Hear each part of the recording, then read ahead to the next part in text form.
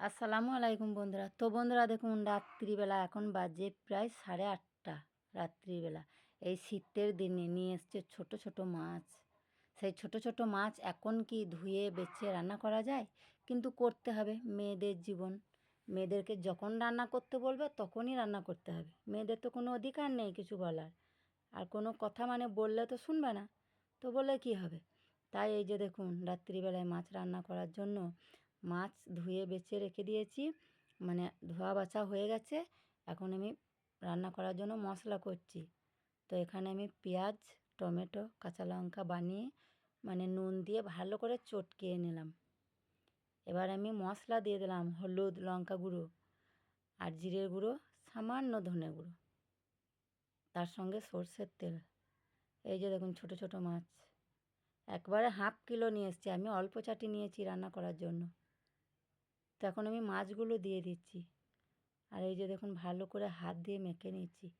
তবে এইভাবে রান্না করলে কিন্তু খেতে দারুণ লাগে।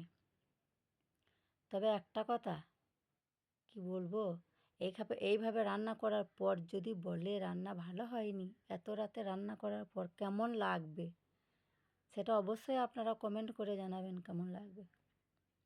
তো দেখুন আমি মাছটা বেশ ভালো করে মানে সজিয়ে নিয়েছি। তেল দিয়ে দিলাম, পানিও দিয়ে দিলাম। তো রেডি হয়ে গেছে। এই যে ঢাকা দিয়ে আমি উনুনে বসিয়ে দেবো। তো দেখুন উনুনে বসিয়ে দিয়েছি। রান্নাটা কিন্তু দারুণ সুন্দর হয়েছে, দারুণ সুন্দর। এত সুন্দর সেন্ট বেরিয়েছে আর গন্ধ বেরিয়েছে কি বলবো। তো গরম ভাতে যদি এই মাছ রান্না খাওয়া হয় কিন্তু দারুণ লাগে।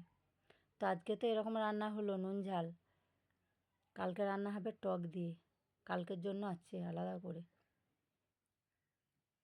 তো যাই হোক বন্ধুরা, আপনারা আপনাদের মতামত কিন্তু জানিয়ে যাবেন যে এইভাবে রান্না করার পরও যদি বলে ভালো লাগেনি তো কেমন লাগে, সেটা জানিয়ে যাবে। কিন্তু আমাদের মাছটা ভালো হয়েছিল, বলার কোনো ইয়ে নেই। তো যাই হোক, ভালো থাকবেন, সুস্থ থাকবেন। আল্লাহ হাফিজ।